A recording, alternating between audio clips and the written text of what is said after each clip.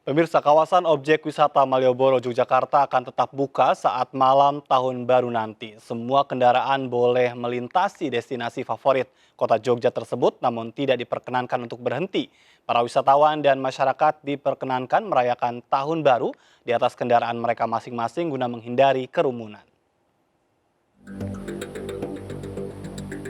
Berbeda dengan tahun lalu, kawasan Malioboro, Yogyakarta tetap dibuka pada malam pergantian tahun baru 2022. Para wisatawan masih diperbolehkan merayakan tahun baru, namun di atas kendaraan mereka masing-masing dan tidak boleh turun, apalagi berkerumun. Akses masuk ke Malioboro juga akan dibuka satu jalur, yakni melalui Jalan Mataram. Seluruh kendaraan yang masuk di kawasan Malioboro dilarang berhenti dan hanya diperkenankan melintas saja.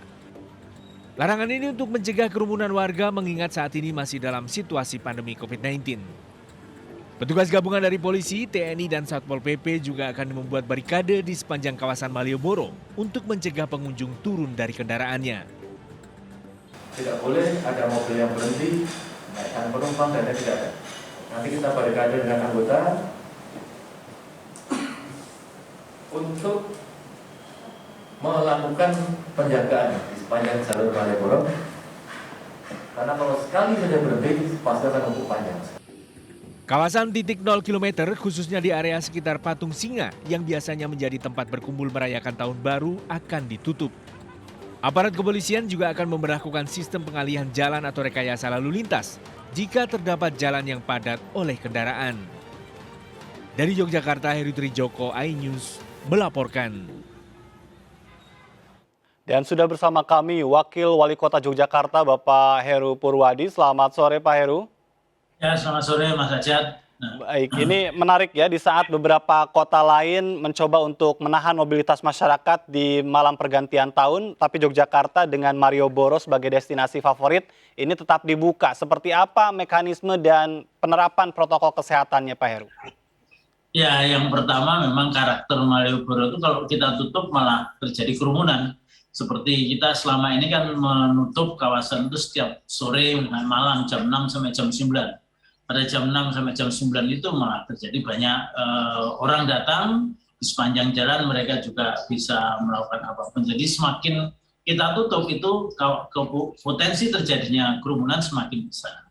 Nah, oleh karena itu kita tetap buka itu dalam rangka untuk arus kendaraan itu untuk bisa mengurangi terjadi kerumunan manusia. Nah, oleh karena itu kita secara dinamis akan buka tutupnya kita lakukan secara dinamis. Kalau kondisi sudah padat, kondisi jalanan padat, ya nanti kita alihkan ke jalan-jalan yang lain. Kalau udah agak longgar lagi, nanti kita harus kembalikan lagi di sana.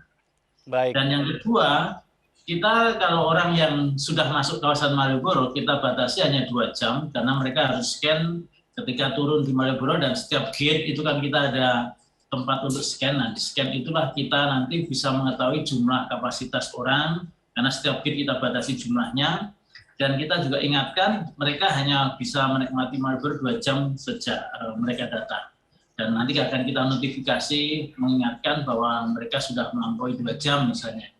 Baik. Saya kira itu. Penerapan pengawasannya seperti apa, Pak Heru? Ini kan 2 jam dengan sekian banyak orang tentu akan cukup sulit juga ini. Ya makanya kami di samping menggunakan sistem digital aplikasi, otomatis setiap sudah sampai 2 jam mereka akan didapatkan pesan melalui WA atau SMS. Kemudian yang kedua, kita juga menerjunkan teman-teman dari Jogoboro, mereka yang selama ini mengawal semua pelaksanaan protokol kesehatan di Malioboro. Kita turunkan juga dengan teman-teman Satpol PP, kita turunkan juga teman-teman dari TNI dan Polri, Kapolresta dan Dandim nanti akan bersama-sama kita di sana untuk ikut menertibkan mereka di sana. Di hari Sabtu dan Minggu kita juga membuka antigen secara acak kepada para pengunjung, termasuk juga melakukan vaksinasi pada pengunjung untuk dilakukan secara acak juga. Untuk kalau kita mendapatkan mereka ternyata belum tervaksin yang dosis yang kedua, maka kita akan segera vaksin di sana pada sepanjang. Bahkan di beberapa titik destinasi wisata selain Malioboro pun kita juga akan melakukan antigen dan vaksinasi secara acak di tempat-tempat destinasi wisata di Kota Yogyakarta. Baik, ini kalau berbicara tentang malam pergantian tahun, selain tadi Malioboro yang buka, lalu adakah acara khusus yang dipersiapkan oleh pemerintah Kota Yogyakarta? Tidak ada, karena kita memang meniadakan acara-acara event-event nggak ada. Di alun-alun utara sebagai ujung dari Malioboro, perjalanan juga tidak ada event apapun. Di alun-alun kidul juga yang biasanya juga ramai, kita tidak adakan event apapun. Dan kita memang selama perayaan malam tahun baru tidak mengeluarkan izin apapun untuk event-event itu. Di Kita semua berharap lokasi wisata ya Pak? di semua lokasi wisata dan juga hotel pun, di tempat-tempat lain pun kita tidak beri izin untuk terjadinya event-event yang berpotensi untuk terjadi kerumunan orang atau mengundang banyak orang. Baik, tapi kalau dari catatan kami nih di Yogyakarta ini minggu lalu saja sebelum libur Natal dan Tahun Baru, Kota Jogja ini sudah ramai. Bagaimana dengan seminggu ke depan begitu? Ini apa yang dipersiapkan khusus oleh pemerintah? Ya, yang pertama memang kemarin itu adalah karena reservasi masyarakat itu dilakukan sebelum ada aturan baru yang membolehkan orang mobilitas selama liburan Natal dan Tahun Baru. Iya. Sehingga reservasi itulah kemudian mereka yang kemudian selama beberapa minggu terakhir itu memang sangat padat dan tinggi, dan puncaknya memang kemarin yang paling banyak itu memang minggu kemarin.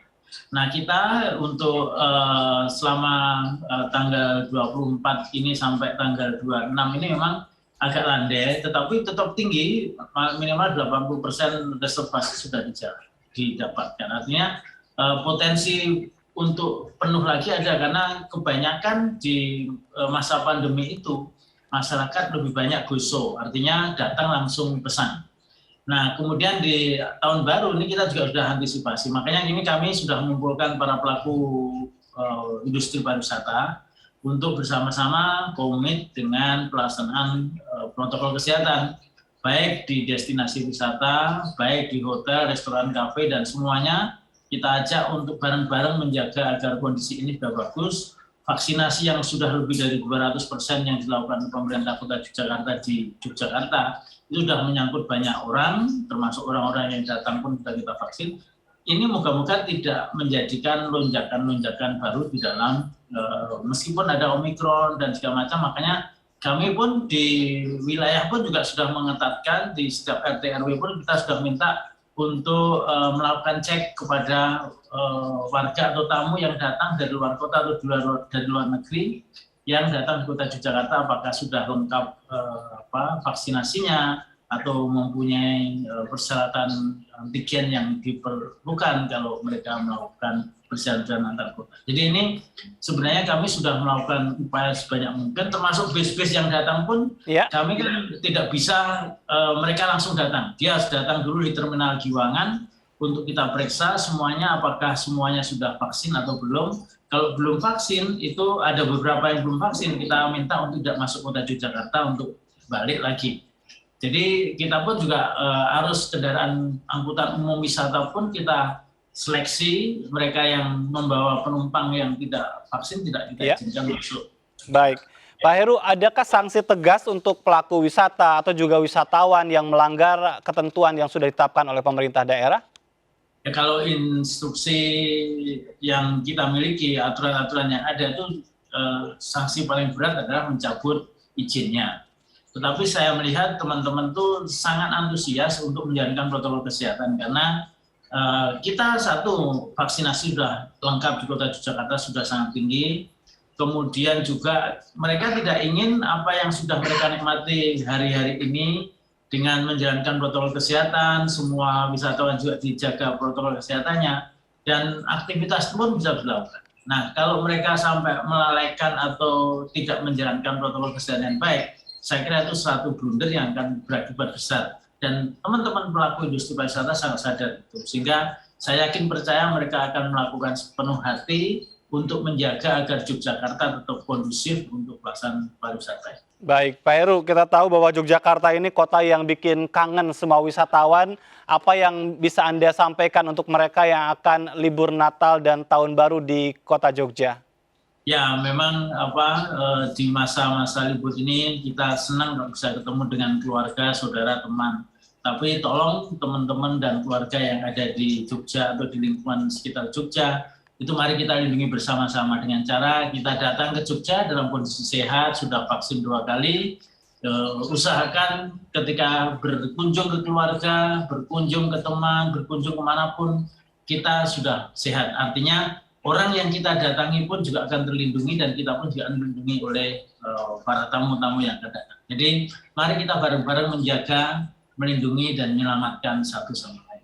Baik. Cara memberikan kita semuanya keyakinan bahwa kita semua sehat. Ya, mudah-mudahan bisa berjalan dengan baik, semuanya bisa disiplin protokol kesehatan. Terima kasih Pak Heru Purwadi, Wakil Wali Kota Yogyakarta sudah berbincang bersama kami sore hari ini. Salam sehat Pak. Ya, makasih, salam sehat. Dan pemirsa, kami akan berlanjut dengan informasi penting lainnya. Jangan kemana-mana, tetap di tempat Anda.